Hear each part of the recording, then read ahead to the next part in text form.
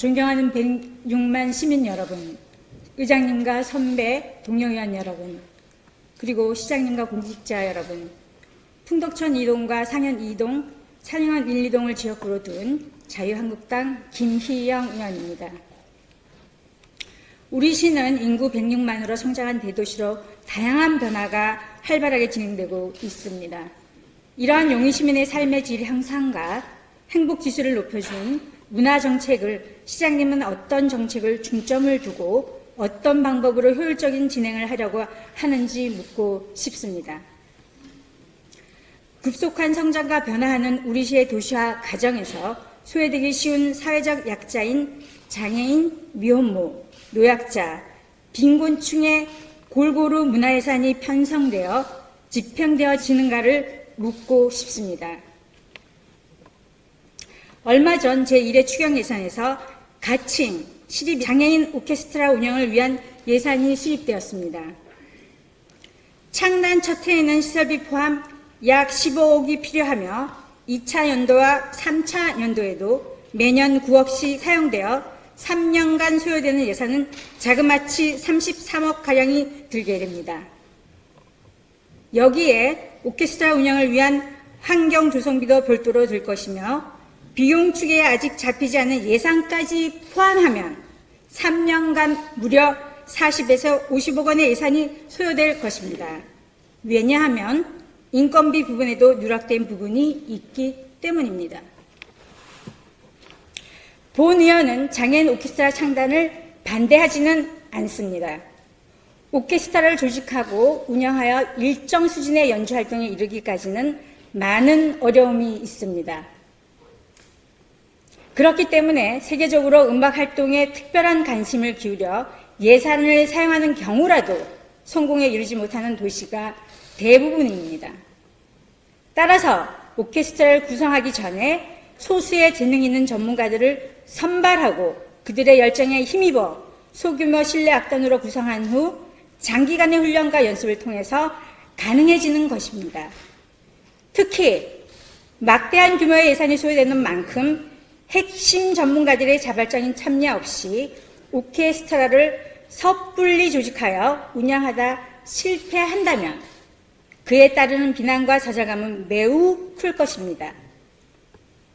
다른 도시보다 먼저 시행하겠다는 가역만이 앞서서 철저한 준비 과정 없이 시작하다 제대로 결과를 내지 못하고 실패하는 그에 따른 예산 낭비와 당사자 좌절감은 시장님은 어떻게 책임질 것입니까? 이 분야의 전문가들과 동일한 과정을 시도하다 실패한 사례의 의견을 청취한 결과 단순한 우려의 목소리를 넘어서고 있습니다.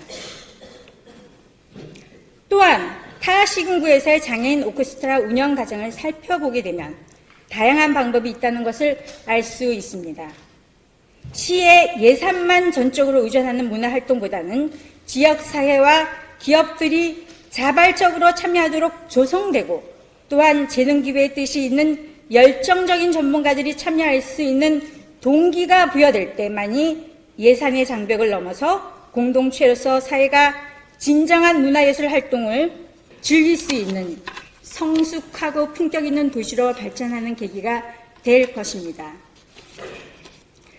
구스타포 두 다이알가와 엘 시스테마 사례에서도 살펴보면 음악이 우리에게 큰 희망을 준다는 사실입니다. 시장님은 다양한 지원 방법을 활용함에도 불구하고 이렇게 준비 과정 없이 강행하는 이유는 또한 묻고 싶습니다. 우리 용인시는 현재 시립예술단 3개가 운영되고 있습니다.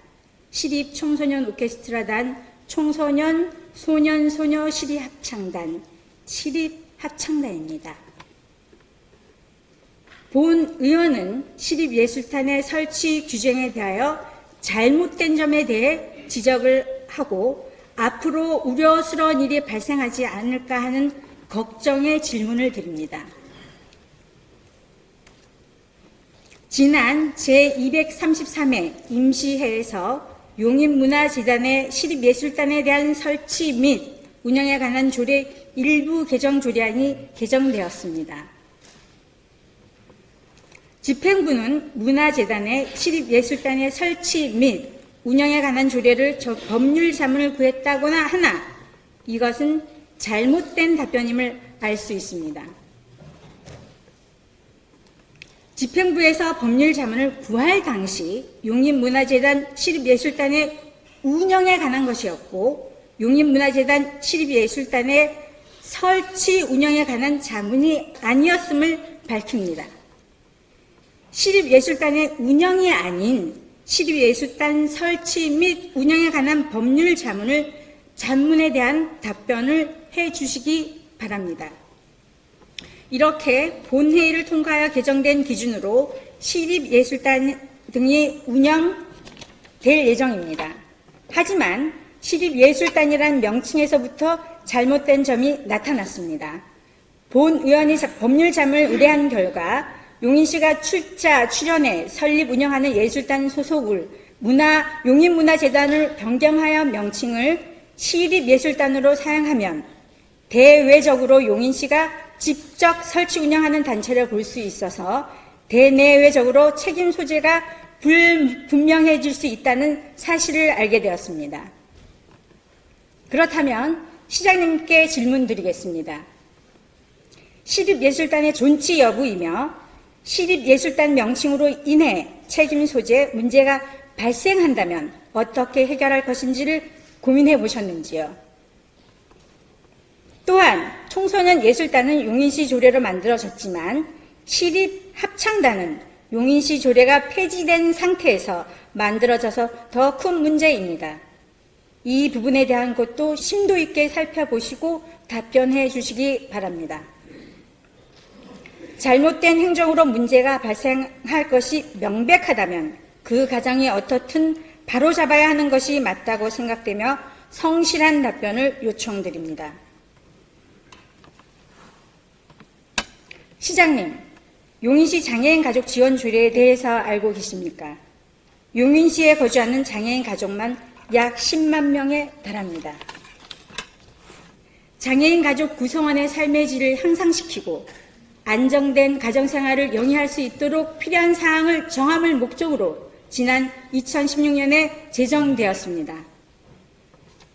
제3조에서 장애인 가족을 위한 종합적인 시책을 마련하여 추진해야 한다는 규정이 있고 제6조에는 원활한 시행을 위하여 용인시 장애인 가족 지원센터를 설치 운영할 수 있다는 규정이 있습니다. 인근 수원시는 2011년에 장애인 가족 지원 조례가 제정되어 2012년에 장애인 가족 지원센터가 만들어졌으며 서울시 장애인 가족 지원센터의 운영 현황을 보면 한 가족의 삶은 그 가족 구성원 한 사람 한 사람의 삶에 영향을 미치며 반대로 가족 구성원 한 사람 한 사람 행복은 그 가족 전체 행복에 영향을 미치게 된다는 것입니다. 이러한 가족과 가족 구성원과의 관계는 장애인과 함께 사는 가족의 경우도 역시 다르지 않을 것입니다. 하지만 인근 도시와는 다르게 106만 대도시 용인시에는 조례를 제정한 지 3년이 지났지만 장애인 가족 지원센터를 설치할 수 있는 근거를 마련하였음에도 불구하고 장애인 가족 지원센터가 전무합니다. 하루빨리 장애인 가족 지원센터를 설치하고 운영하여 장애인 가족만이 짊어지기 힘든 문제를 가족 구성원과 함께 풀어가고 짐을 나누어 해결할 수 있도록 뒷받침해야 할 것입니다. 시장님께 묻고 싶습니다. 장애인을 진정 위한다면 어느 사업을 먼저 추진해야 된다고 생각하십니까? 106만 대도시에 걸맞고 세심하고 따뜻한 장애인 복지 지원으로 살기 좋은 용인시가 되길 바라며 이상으로 시정 질문을 마치겠습니다. 경청해 주셔서 감사합니다.